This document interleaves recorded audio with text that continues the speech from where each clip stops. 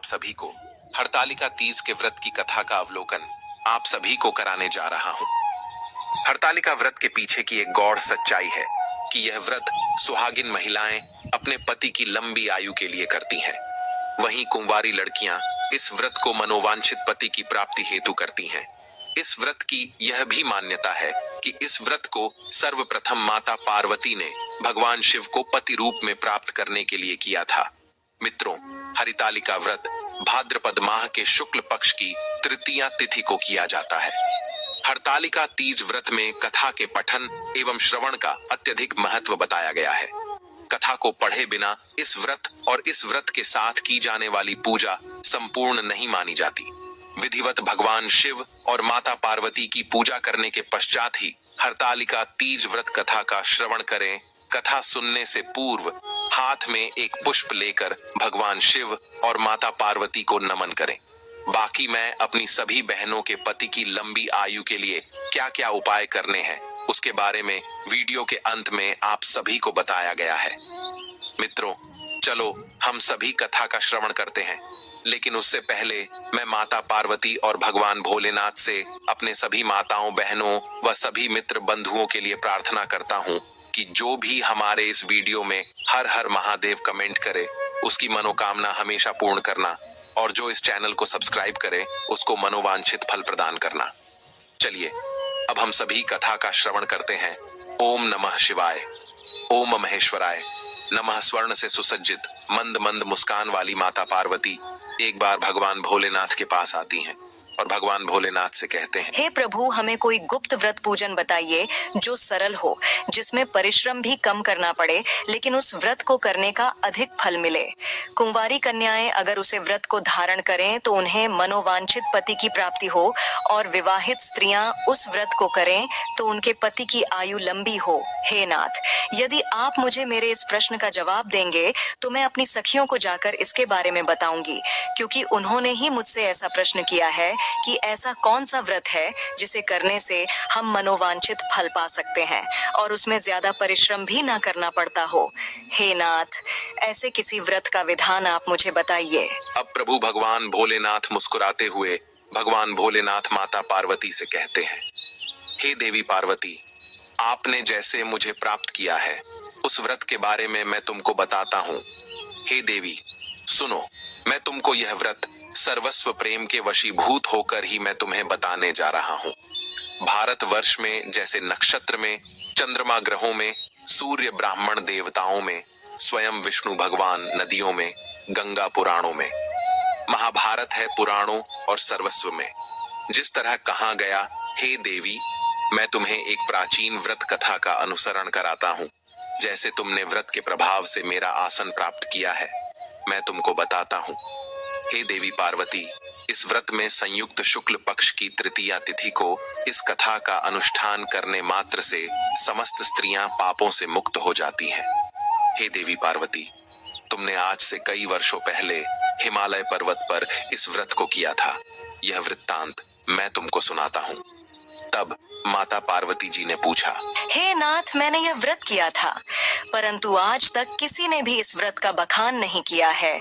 यह तो मेरे लिए बहुत ही शुभ है, परंतु यह सब मैं आपके मुंह से सुनना चाहती हूँ। अब भगवान भोलेनाथ कहते हैं, हे देवी, आज से कई वर्ष पहले पर्वतों में श्रेष्ठ हिमगिरी पर्वत के आसपास तरह तरह के वृक्ष लगे हुए थे। नाना प्रकार के फल और अनेक प्रकार के पशुओं का निवास स्थल वह पर्वत ही हुआ करता था। हिमगिरी पर्वत पर कई सारे देवता प्रसन्न मन से आते थे और कुछ गंधर्व भी आते थे और उस पर्वत पर नाचा और गाया करते थे। अब भगवान भोलेनाथ कहते हैं, हे देवी पार्वती, तुमने एक संत के रूप में पर्वत पर तपस्या की थी। हे देवी पार्वती, तुमने निर्जला व्रत किया था। प्रति माह में तुम में बैठी रहती थी और वैशाख श्रावण के महीने में जब जल बरसता था तब भी तुम वैसे ही बैठी रहती थी। तुमको इस अवस्था में देखकर तुम्हारे पिता तुम्हारा दुख इस तरह से सहन न कर पाते थे। आपको ही वह दिन रात याद करते रहते थे। आपके लिए ही वह बड़े दुखी रहते थे और आपसे गुस्सा भी रहते थे, क्योंकि आप एक राजा की पुत्री थी। इसलिए सभी आपके पिता को कहते थे कि इसके पिता एक राजा है और अपनी पुत्री को सन्यासियों जैसा जंगल में छोड़ रखा है। अब भगवान भोलेनाथ आगे कहते हैं, हे देवी पार्वती, एक दिन मुनिश्रेष्ठ देवर्षि नारद जी उस समय तुम्हें देखने के लिए गए। नारद जी जब वहां पर आए और उन्होंने जब नारायण नारायण कहा, तब आपकी आंख खुल गई और आपने देवर्षि नारद जी को गिरि पर्वत पर आया हुआ देखकर, हे देवी, तुमने उनको अर्घ्य दिया और आसन आदि देकर देवर्षि नारद जी की पूजा की और कहा, हे प्रभु, आप आज हमारे घर किस प्रयोजन से पधारे हैं? अहो मेरे भाग्य जो आज आपके दर्शन हो गए। तब देवर्षि नारद जी ने कहा, हे देवी पार्वती, आप साक्षात रूप की देवी हैं। हे देवी पार्वती, मैं भी आपके दर्शन पाकर धन्य हो गया हूँ। अब इतना कहकर वह देवर्षि नारद जी वहां से चले गए और उन्होंने जाकर यही बात भगवान विष्णु से कही।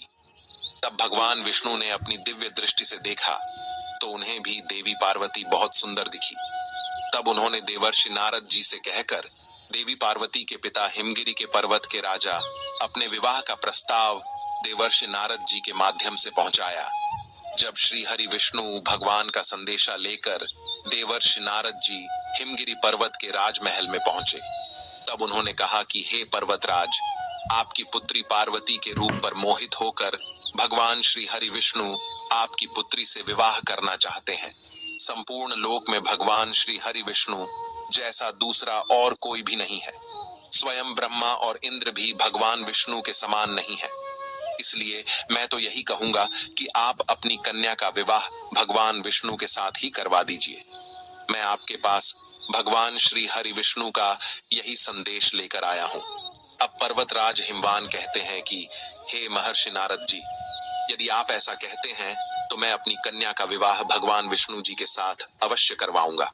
अब पर्वतराज हिमवान के मुंह से इतनी बात सुनकर वहां से आकाश में विलीन हो गए और अपने अन्नदाता पितांबर शंख चक्र और गदाधारी भगवान विष्णु जी के पास जा पहुंचे। वहां पहुंचकर देवर्षि नारद जी ने हाथ जोड़कर भगवान श्री हरि विष्णु जी को प्रणाम किया और उनसे कहा, हे प्रभु सुनिए, आपके बताए अनुसार मैंने आपका विवाह हिमवान पर्वत की कन्या पार्वती जी से पक्का कर दिया है। अब इस बात को सुनकर भगवान श्री हरि विष्णु जी बहुत प्रसन्न हुए। अब उधर हिमवान ने माता पार्वती के पास जाकर कहा, हे पुत्री, मैंने तुम्हारा विवाह भगवान विष्णु जी के साथ करने का देवर्षि नारद जी से निश्चित कर लिया है। अब अपने पिता की बात सुनकर माता पार्वती बिना किसी उत्तर को दिए ही अपना पूजा पाठ करके अपनी सखी के साथ घर को चली गई। अब भगवान भोलेनाथ कहते हैं, हे देवी पार्वती, तुम मन ही मन बहुत दुखी थी और जमीन पर बैठकर दुखी होती हुई विलाप करने लगे। तुम्हें इस प्रकार दुखी देखकर तुम्हारी सखी तुम्हारे पास आई थी और उसने पूछा था कि हे पार्वती, तुम क्यों इतनी दुखी हो? इसका कारण क्या है? मुझे बताओ। तुमको तो अब प्रसन्न होना चाहिए क्योंकि तुम्हारा विवाह तो अब जगत के पालनहार भगवान विष्णु के साथ होने जा रहा है। परंतु आप तो उदास हैं। तुम्हारी जो कुछ इच्छा हो मुझे बताओ, मैं उसको पूरा करने की चेष्टा करूंगी, इसमें कोई संशय नहीं है। तब पार्वती माता जी बोली, हे सखी, मेरी जो कुछ अभिलाषा है उसे तुम प्रेम पूर्वक सुनो। मैं एकमात्र केवल भगवान शिव को ही अपना पति बनाना चाहती हूँ। इसमें कुछ भी संशय नहीं है। मेरे इस विचार को पिताजी ने ठुकरा दिया है, इसलिए मैं अपने शरीर का त्याग कर दूंगी। अब माता पार्वती जी की इस बात को सुनकर सखी ने कहा कि अरे सखी, शरीर का त्याग न करो। चलो, मैं तुम्हें किसी ऐसे वन में ले चलती हूँ जहाँ पर तुम्हारे पिता को पता न जा सके। बैठकर भगवान भोलेनाथ की आराधना करना, भगवान अवश्य ही आपके मन की इच्छा पूर्ण करेंगे। अब सखी की सलाह को लेकर माता पार्वती जी तुरंत ही वैसे ही वन में जा पहुंची। उधर माता पार्वती के पिता हिमवान माता पार्वती को नगर नगर खोजने लगे। राजा हिमवान ने अपने सभी राज्य में घोषणा करवा दी कि पार्वती को जो भी ढूंढेगा उसे सोने के सिक्के दान दिए जाएंगे। अब राजा हिमवान ने मन ही मन सोचा कि मैंने देवर्षि नारद जी के समक्ष अपनी पुत्री पार्वती का विवाह श्री हरि विष्णु जी के साथ करने का मैं प्रतिज्ञा कर चुका हूँ कि मैं अपनी पुत्री का भगवान विष्णु के साथ अवश्य करवाऊंगा। अब ऐसा सोचते सोचते गिरिराज हिमवान मूर्छित होकर गिर पड़े। अब सभी लोग हाहाकार करने लगे कि हमारे राजा को क्या हो गया है। ऐसा करते करते जब गिरिराज को होश आया तब सब लोग पूछने लगे कि गिरिराज, आप अपनी मूर्छा का कारण बताइए। तब हिमवान ने कहा, आप लोग मेरे दुख का कारण सुनो। आज 10 दिनों से पता नहीं मेरी कन्या पार्वती को कौन हर ले गया है।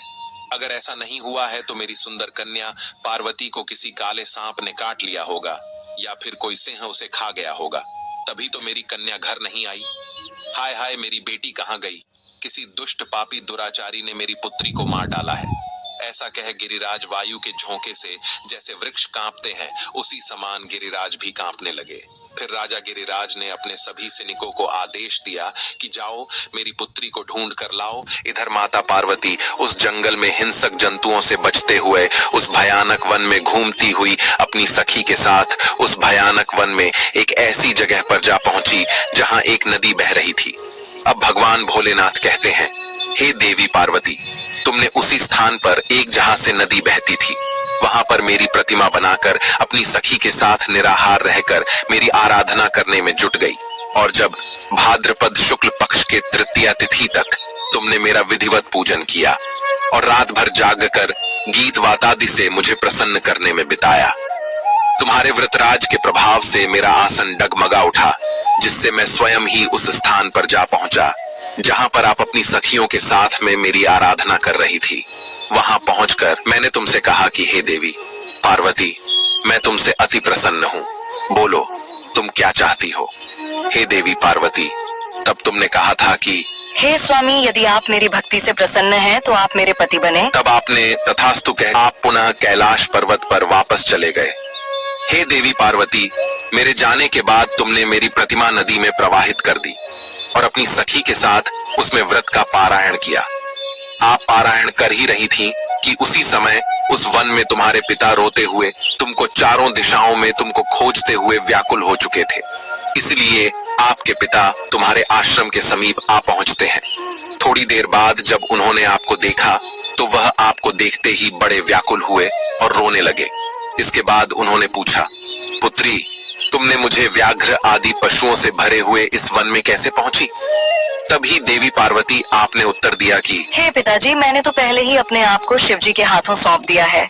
आपने मेरी बात टाल दी, इसीलिए मैं यहाँ चली आई। तब हिमवान ने सांत्वना दी कि हे पुत्री, मैं तुम्हारी इच्छा के विरुद्ध कुछ नहीं करूंगा, तुम जो कहोगी वही होगा। हे देवी पार्वती, पर्वत राज हिमवान तुमको अपने घर ले आए और हे देवी पार्वती, मेरे साथ तुम्हारा विवाह कर दिया। इससे तुमने ऐसा व्रत करके मेरा अर्ध आसन पाया।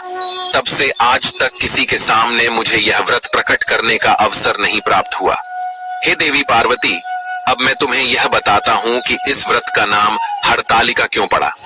हे देवी पार्वती, जब तुम अपने पिताजी को नहीं मिली, क्योंकि तुमको तुम्हारी सखी एक वन में ले गई थी, वो भी किसी को बिना बताए, इसे हर के ले जाना कहते हैं, इसीलिए इस व्रत का नाम हरितालिका पड़ा। अब माता पार्वती जी कहती हैं, हे प्रभु, आपने हरतालिक व्रत का नेम हरतालिका क्यों पड़ा? इस नाम के बारे में तो बताया, अब इस व्रत की विधि भी बता दीजिए। इस व्रत का क्या पुण्य फल प्राप्त होता है? यह व्रत कौन कर सकता है और कौन नहीं? और ऐसा व्रत करने से पति की उम्र लंबी होती है या नहीं? तब भगवान भोलेनाथ माता पार्वती जी कहते हैं, हे देवी, स्त्री जाति की भलाई के लिए मैं हरतालिका तीज व्रत की पूजा विधि। हरतालिका तीज का व्रत निर्जला रखा जाता है, अर्थात इस दिन महिलाएं बिना अन्न और जल के उपवास करती हैं। यह व्रत अत्यधिक कठोर माना जाता है और इसे रखने के लिए महिलाओं को गहन आस्था और शक्ति की आवश्यकता होती है। व्रत की पूजा विधि इस प्रकार है। सुबह जल्दी उठना और स्नान करना।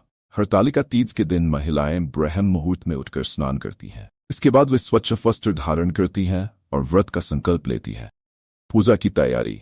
पूजा के लिए विशेष प्रकार के पकवान, फल, फूल, धूप, दीप, जल और भगवान शिव पार्वती की मूर्तियां या चित्र तैयार किए जाते हैं। पूजा की थाली में सुहाग सामग्री जैसे सिंदूर, चूड़ी, कुमकुम, मेहंदी और साड़ी भी रखी जाती है। माता पार्वती और भगवान शिव की पूजा। पूजा के लिए एक स्वच्छ स्थान पर चौकी रखकर उस पर भगवान शिव और माता पार्वती की प्रतिमा स्थापित की जाती। इसके बाद धूप, दीप, फूल और मिठाई अर्पित कर शिव पार्वती की पूजा की जाती है। पूजा के दौरान हरतालिका तीज की कथा का पाठ किया जाता है और शिव पार्वती के विवाह की कथा सुनाई जाती। व्रत कथा सुनना और कहना। पूजा के समय महिलाएं हरतालिका तीज की व्रत कथा का श्रवण करती हैं और कथा का पाठ करती। इस कथा में माता पार्वती की कठोर तपस्या और भगवान शिव के प्रति उनके अटूट प्रेम की महिमा का वर्णन होता है। जागरण और भजन कीर्तन। पूजा के बाद महिलाएं पूरी रात जागकर भजन कीर्तन करती हैं। इस समय पारंपरिक गीत गाए जाते हैं और माता पार्वती और भगवान शिव की आरती की जाती है। जागरण का उद्देश्य भगवान शिव और माता पार्वती की भक्ति में रात भर जागते हुए समय बिताना है। हरतालिका तीज का महत्व। हरतालिका तीज का व्रत महिलाओं के लिए अत्यधिक महत्वपूर्ण होता है। इस व्रत का महत्व केवल धार्मिक आस्था तक ही सीमित प्राप्त किया था और जो भी स्त्री निर्जला हरतालिका व्रत को पूर्ण करती है तो उसके जीवन में कभी दुर्भाग्य नहीं आता है। उसे मनचाहे वर की प्राप्ति होती है तथा सुहागिन महिलाएं अपने पति की लंबी उम्र के लिए इस व्रत को कर सकती हैं। इससे मनोवांछित फल की प्राप्ति होती है। मित्रों, यही थी हरतालिका व्रत की कथा। मित्रों, आप सभी को यह वीडियो कैसा लगा हमें कमेंट करके अवश्य बताना और कमेंट सेक्शन में जय श्री भोलेनाथ लिखना मत भूलना। साथ ही मित्रों, इस वीडियो को अपने सभी मित्र बंधुओं के साथ शेयर भी अवश्य करना ताकि उनको भी ऐसी जानकारी के बारे में पता चल सके। खास तौर पर हमारी सभी माताएं और बहनें वह इस वीडियो को अपनी सखी सहेलियों के साथ अवश्य शेयर करें। मित्रों, अगर आपको वीडियो तनिक भी पसंद आया हो तो आप हमारे चैनल को सब्सक्राइब भी अवश्य कर लें। बाकी मित्रों, आप सभी लोग